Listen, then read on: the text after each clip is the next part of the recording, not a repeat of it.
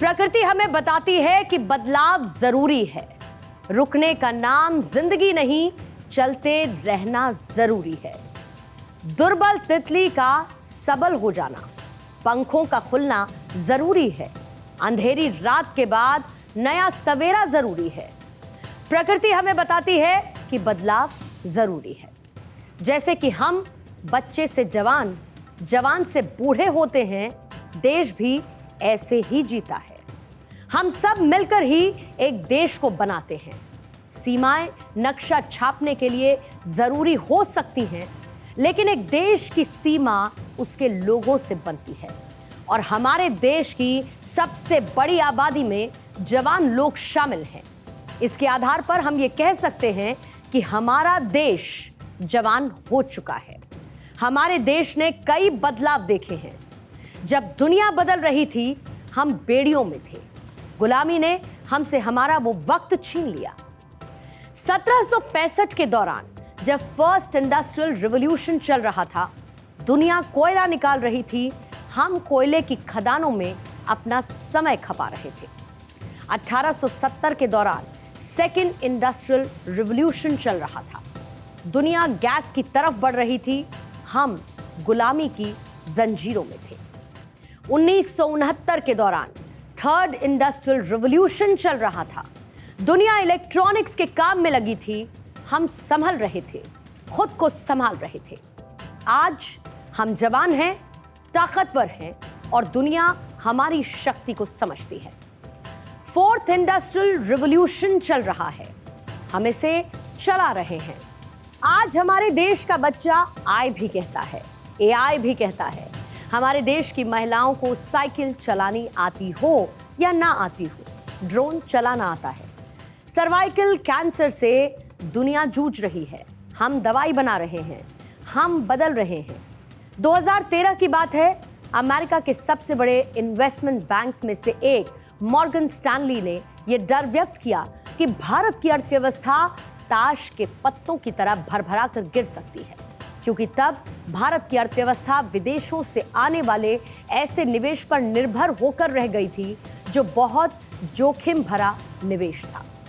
Morgan Stanley ने यह आशंका जताते हुए भारत की अर्थव्यवस्था को फ्रेजाइल 5 में शामिल किया था और इसमें भारत के साथ साथ टर्की, इंडोनेशिया, साउथ अफ्रीका और ब्राजील जैसे देश शामिल किए गए और भविष्यवाणी की गई थी कि इन देशों की अर्थव्यवस्था जबरदस्त खतरे में है।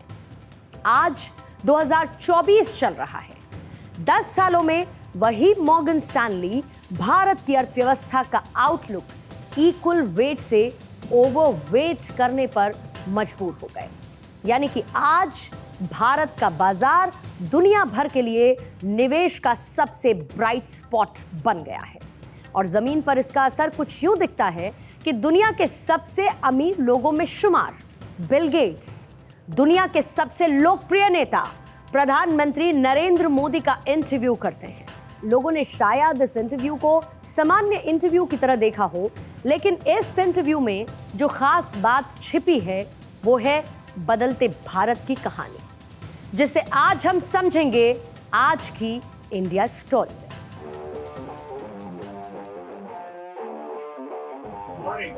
Great to see you. India's not only adapting technology, but it's actually leading the way.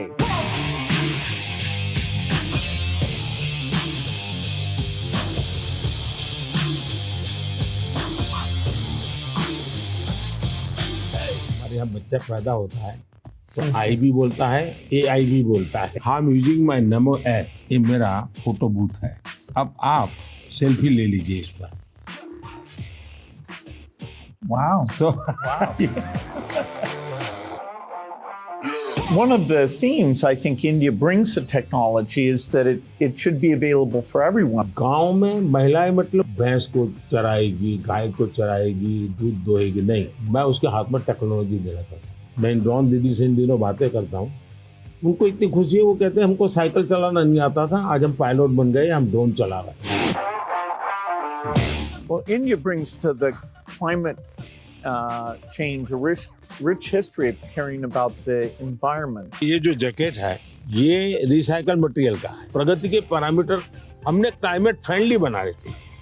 आज हमारे प्रगति के सारे पैरामीटर एंटी क्लाइमेट है। During the pandemic, it was fantastic that the vaccines got invented and India made a lot of those. How did you manage the communication? आप लोगों को educate कीजिए और उनको साथ लेकर के चलिए। ये वायरस वर्सेस गवर्नमेंट नहीं है, ये लाइफ वर्सेस वायरस की लड़ाई। You're one of the hardest working people ever. When you do want to relax, do you have a game or something that helps you to take time off? मुझे बहुत अच्छा लगा और कई विषयों पर ऐसे गप्पे मारने का मौका मिला।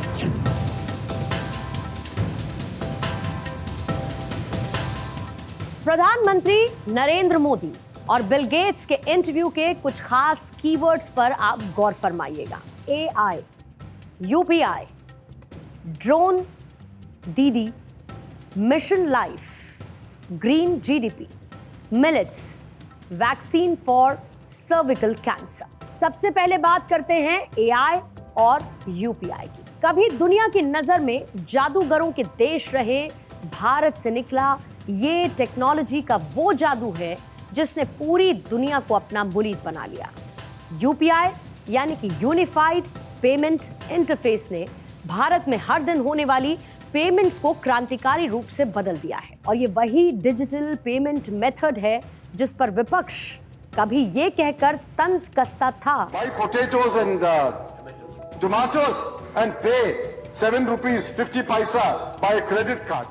कि गांव में एक सब्जी वाला डिजिटल पेमेंट कैसे लेगा, वहां पर इंटरनेट कैसे आएगा। सरकार ने अर्थव्यवस्था का मजाक बना दिया है, लेकिन आज डिजिटल पेमेंट की इसी टेक्नोलॉजी को भारत से सीखने के लिए दुनिया के कई देश कतार में खड़े हुए हैं। आज भारत डिजिटल पेमेंट्स के मामले में दुनिया में पहले नंबर पर है। साल 2017 में यूपीआई ने सालाना आधार पर 900% की ग्रोथ दर्ज की, जिससे 67 अरब रुपए के 100 मिलियन से ज्यादा लेन देन यानी कि ट्रांजैक्शंस हुए। साल 2018 में 1.5 ट्रिलियन से ज्यादा कीमत के लेन देन के साथ सालाना आधार पर 246% की वृद्धि रही। साल 2019 में 2.9 ट्रिलियन से अधिक कीमत के लेन देन के साथ सालाना आधार पर वृद्धि 67% थी। साल 2020 में 4.3 ट्रिलियन से ज्यादा कीमत के लेन देन के साथ 63% की सालाना ग्रोथ दर्ज की गई। साल 2021 आया जहां पर 5.6 ट्रिलियन के 1.49 बिलियन से ज्यादा ट्रांजैक्शंस के साथ सालाना आधार पर वृद्धि 72% की रही। एनपीसीआई के मुताबिक साल 2022 के आखिर में यूपीआई का कुल लेन देन 125.95 ट्रिलियन का रहा है और साल 2023 के आखिर में यूपीआई के कुल ट्रांजैक्शन 83.75 बिलियन है।